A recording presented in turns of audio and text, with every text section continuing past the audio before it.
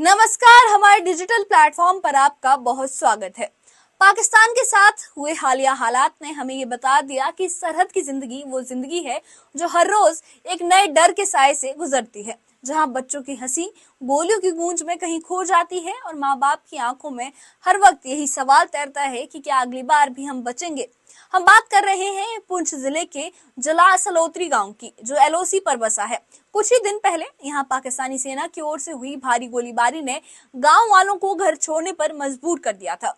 Operation सिंदूर के बाद जब बमों की बारिश हुई, मिसाइल बरसे, तो लोग जान बचाकर वहां से भागे। अब हालात थोड़े शांत है, गांव वाले वापस लौट आए हैं, लेकिन उनके दिल में अब भी डर है। वो लोग अभी भी बेचैन है। इस वीडियो में हम आपको ले चलेंगे उन्हीं गांव की ओर जहां जिंदगी हर रोज बारूद की बदबू में सांस लेती है, जहां लोग अब सरकार से एक ही मांग कर रहे हैं कि हमें बंकर चाहिए, ताकि अगली बार जान बचाने के लिए उन्हें घर छोड़कर भागना ना पड़े। पुंछ जिले का जला सलोत्री गांव एलओसी से कुछ ही दूरी पर बसा है। एक शांत गांव है, लेकिन संवेदनशील एरिया है।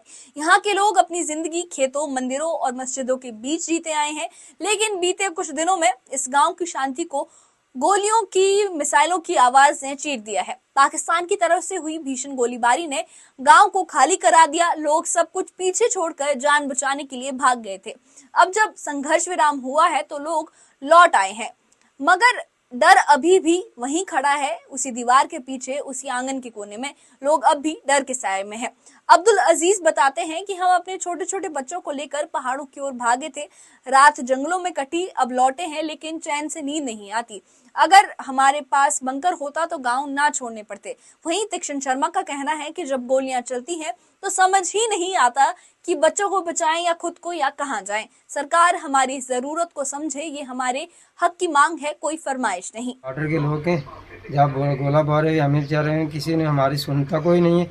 इसलिए हम बॉर्डर के लोग हैं, हमें बिल्कुल मोर्चा छोड़ता भी कोई गवर्नमेंट ने नहीं दिया। अभी हम आपकी तरफ से हम यही कहेंगे गवर्नमेंट को कि हमने जल्द से जल्द हमें मोर्चा मिलना चाहिए। हम छोटे छोटे बच्चे हैं, एक मेरा बच्चा माजूर है, वो जहाँ मुझे भागना पड़ता है मैं उसको साथ लेके जाता हूँ। इसलिए आपकी तरफ से मैं गवर्नमेंट को यही कहूँगा कि जल्द से जल्द हमें जो मोर्चा जो जल्दी मिलना चाहिए। अगर मोर्चा होता तो हम छोटे छोटे बच्चे हैं मेरे, तो उनको बच्चों को मैं लेके अपने मोर्चे में अगर रहता ना तो मुझे भागने की कोई ज़रूरत नहीं पड़ती। मैं मोर्चे में रहता हूँ। छोटा बच्चा है मेरा, बिल्कुल मासूम उम्र है उसकी, उसको मैं कंधे पे ठा के इधर से भाग के मैं गया। इसलिए मेरे आपकी तरफ से यही गुजारिश है गवर्नमेंट को कि हमें जल्दी जल्दी मोर्चा मिलना चाहिए। अगर मोर्चा मिल जाए तो हम चलो गरीब आदमी चलो मोर्चे में रहेंगे। तो आई हुई तो वापस रहा तो घबराहट ही लग रही है, लेकिन अल्लाह करे थोड़ा शीश फायर का बोल रहे हैं। अगर शीश फायर हो तो हमारे लिए ये बेहतर है। क्लास के रहने वाले हैं, यहाँ पे सीमावर्ती मतलब बॉर्डर बिल्कुल पास है। तो जब यहाँ पे गोलाबारी हुई थी तो हमारे घरों के आसपास ही पड़ रहे थे, जिसकी वजह से हम अपने घर छोड़ के सेफ जगह चले गए थे और हम बहुत ही ज़्यादा डर गए थे। तो ना यहाँ पे कोई बैंकर है। हम गवर्नमेंट से अपील करते हैं कि इस एरिया में एक हमें बैंकर दिया जाए। जी हाँ, बंकर अब राहत नहीं जरूरत बन गए हैं, क्योंकि सरहदी गांव में रहना कभी आसान नहीं होता। यहाँ ना कोई वार्निंग मिलती है, ना कोई शर्त होती है। दुश्मन जब चाहे बम बरसा देता है और तब आपका घर भी सबसे असुरक्षित जगह बन जाता है। इन्हीं हालात में अब बंकर सिर्फ एक ढांचा नहीं, बल्कि लोगों की बुनियादी जरूरत बन गए हैं। जगदीश लाल कहते हैं कि हर बार गांव छोड़कर जाना पड़ता है, बच्चे डरे रहते हैं, महिलाएं बीमार हो जाती हैं। अगर सरकार बंकर बनवा दे तो हम अपने ही गांव में सुरक्षित रह सकते हैं। हरीश कुमार का कहना है कि गोलीबारी के डर से हम खेती भी नहीं कर पा रहे हैं। बंकर हो तो हम गांव में रहकर ही अपनी जिंदगी जी सकते हैं, बच्चों को स्कूल भेज सकते हैं। बंकर का होना अब जीवन का हिस्सा बन गया है, एक ऐसी दीवार जो जान बचा सकती है। तो इसलिए लोग अब वापस घरों में आ रहे हैं जी। तो अभी थोड़ा सारा गोलाबारी नहीं हो रही है, लोग अपने अपने घर में आ गए वापस। तो खुश है अभी सर। गोलाबारी हो गई, उसमें भागना पड़ेगा। बैंकर चाहिए हमको, बैंकर से बगैर गुजारा नहीं है। बैंकर आएंगे तो उसमें छप जाएंगे थोड़ा। तो ऑपरेशन सिंदूर जो है, जो गवर्नमेंट ऑफ इंडिया ने पाकिस्तान के साथ किया है, और वो ज़रूरी था, बट उसके कुछ इम्पैक्ट्स, उसके कुछ असर जो हैं वो गाँव पे पड़ गए। उसकी वजह से यहाँ से माइग्रेशन हुई, क्योंकि पाकिस्तान ने भारत की सेना के साथ तो मुकाबला नहीं किया, उसने सिविलियंस को टारगेट किया, और पर्टिकुलरली हमारे गाँव को, हमारे शहर को टारगेट किया, और जिसमें सिविलियन की कैजुअलिटी भी हुई है। हमारे शहर के अंदर। तो उसको ध्यान में रखते हुए मैं यही गवर्नमेंट ऑफ इंडिया से रिक्वेस्ट करूँगा कि हमारे यहाँ बंकर्स जो हैं वो दिए जाएं। अगर बंकर्स होंगे तो हौसले तो आज भी लोगों के बुलंद हैं, इस सीमा के लोगों के। कभी कहीं कहा जाता है कि लोग डरे हुए हैं, तो डर जो है वो इस बात का नहीं है कि पाकिस्तान की गोलाबारी का, डर जो है वो इस बात का है कि यहाँ पर हमारी सुरक्षा की कमी है। ग्रामीणों का कहना है कि उन्हें सिर्फ वादे नहीं, जमीनी सुरक्षा चाहिए। हर बार संघर्ष विराम होता है, हर बार वादे किए जाते हैं, लेकिन जमीनी हकीकत वही रहती है, क्योंकि पाकिस्तान का कोई भरोसा नहीं है। अशोक कुमार कहते हैं कि सरकार कहती है कि बंकर बनवाए जाएंगे, लेकिन आज तक कुछ नहीं हुआ है। अब तो लगता है कि हम अपनी किस्मत के भरोसे जी रहे हैं। वहीं मोहम्मद सगीर सवाल उठाते हैं कि क्या हम हिंदुस्तान के नागरिक नहीं हैं?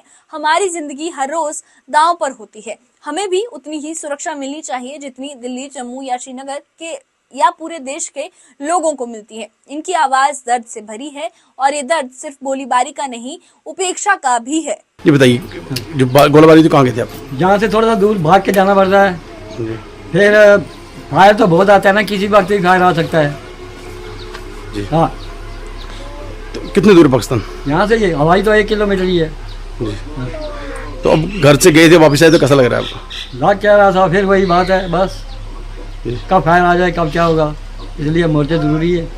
सब शीश फायर के बाद जब ऑपरेशन ख़त्म हो गया सर, शीश फायर हो गया, तो उसके बाद लोग धीरे धीरे वापस आ रहे हैं सर, और कुछ आ भी गए। अभी भी थोड़ा थोड़ा लोगों के दिल में, जैसे पुराने बुजुर्ग लोग हैं या औरतें हैं या बच्चे हैं, उनके दिल में थोड़ा सा डर है, ऐसा ना हो कि दोबारा गोली लगनी शुरू हो जाए। उनके दिल में यही है कि अगर हमारे पास अगर कम्युनिटी बेस में अगर बैंकर बन जाए तो सर बड़ी मेहरबानी होगी सरकार की भी और यहाँ की, तो सर हम मतलब अपनी जान बचा सकते हैं सर। बाकी हम ऑपरेशन सिंदूर के साथ शाना बशाना खड़े हैं सर, यहाँ पर आर्मी के साथ और मतलब एडमिनिस्ट्रेशन के साथ खड़े हैं सर। जलास सलोत्री जैसे गांव की कहानी सिर्फ डर की नहीं है, ये जज्बे की भी है। ये लोग हर बार डर के साए से निकलकर फिर अपने घर लौटते हैं, अपने खेतों की मिट्टी से मोहब्बत करना जानते हैं, लेकिन ये मोहब्बत एक तरफा नहीं होनी चाहिए। सरकार को चाहिए कि वो इस मोहब्बत का जवाब हिफाजत से दे। बंकर एक सुरक्षा कवच है जो ना सिर्फ गोलियों से बल्कि पलायन, गरीबी और बेबसी से भी लोगों को बचा सकता है।